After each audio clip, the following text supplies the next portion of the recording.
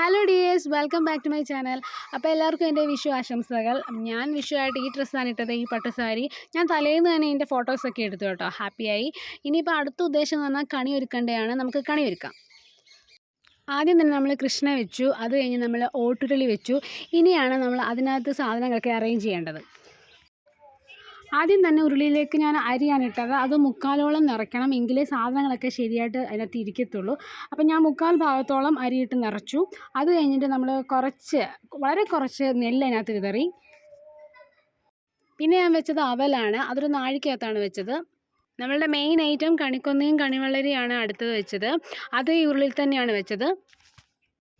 ഇവരെ നന്നായി അറേഞ്ച് ചെയ്ത ശേഷം ഞാൻ വെച്ചത് ചക്കയാണ്. ചക്ക വെക്കുന്നത് ഗണപതിക്കാണ്. ഈ ചക്കയും മാങ്ങയൊക്കെ നിർബന്ധമായിട്ട് വെക്കണമെന്നാണ് പറയുന്നത്.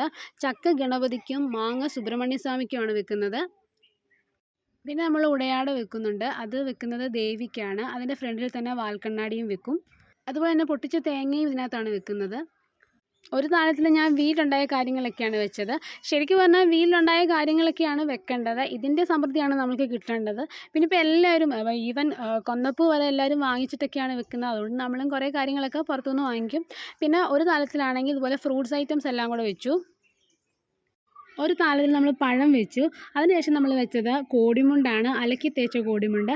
അതിൻ്റെ മേളിലാണ് നമ്മൾ നോട്ട് വെച്ചത്. പിന്നെ കുറച്ച് കോയിൻസൊക്കെ വെച്ചു. അതിനുശേഷം അതിൻ്റെ മേളിൽ വെച്ചത് സ്വർണവും വെള്ളിയും വെച്ചു. അത് കഴിഞ്ഞ് നമ്മൾ കുങ്കുമവും കൺമഷിയും വെക്കും. ഇത് രണ്ടും വെക്കുന്നത് ദേവിക്കാണ് കേട്ടോ. പിന്നെ ഏതെങ്കിലും ഒരു ഗ്രന്ഥം വെക്കണം, അപ്പോൾ അതും നമ്മൾ വെച്ചു.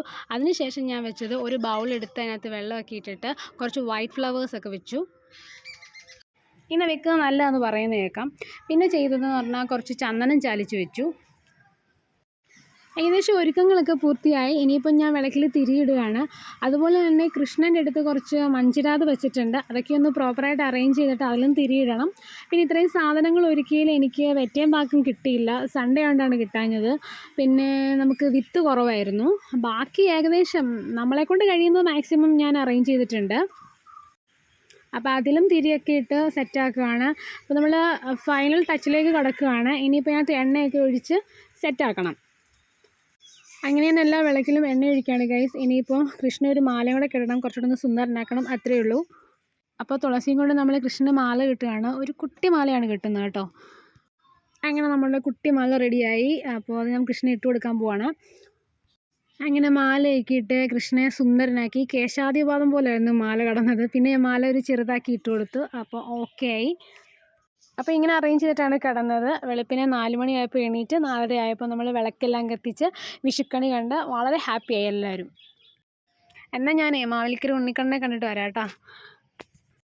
അമ്പലത്തിൽ ക്യൂ ആയിരുന്നു ഗൈസ്. ഞാൻ എത്തിയപ്പം തന്നെ ക്യൂ കയറി നിന്നു. ഇന്ന് നല്ല തിരക്കുള്ള ദിവസമായിരുന്നല്ലോ. എങ്കിലും ഞാൻ നേരത്തെ കൊണ്ട് വലിയ കുഴപ്പമില്ലായിരുന്നു കേട്ടോ. എന്നാൽ ഓക്കെ, ഞാനൊന്ന് പോയി തൊഴട്ടെ. എനിക്ക് കൈനീട്ടമൊക്കെ കിട്ടി ഗൈസ്. ഞാൻ ഭയങ്കര ഹാപ്പിയായി. അവിടുന്ന് ഞാൻ ചുട്ടുളങ്ങരയ്ക്കാണ് വന്നത്. ഇന്ന് മലയാളമാസം 1 അപ്പോൾ എല്ലാ മാസവും 1-ാം തീയതി ഞാനിവിടെ വരും. അപ്പോൾ ഞാൻ ഇനി മാല നോക്കുകയാണ് അമ്മയ്ക്ക്. നല്ലൊരു നാരങ്ങാമാലയൊക്കെ വാങ്ങിച്ചു കേട്ടോ. തൊഴിലിട്ട് വരാം കേട്ടോ. അങ്ങനെ 1-ാം തീയതി ആയിട്ട് അമ്മയും തൊഴുത് ഹാപ്പിയായി. ഞാൻ തിരിച്ച് വീട്ടിലെത്തി ഗൈസ്. ഞാൻ ഫുഡ് കഴിക്കട്ടെ. അപ്പോൾ ഹാപ്പി വിഷു, ബൈ ബൈ.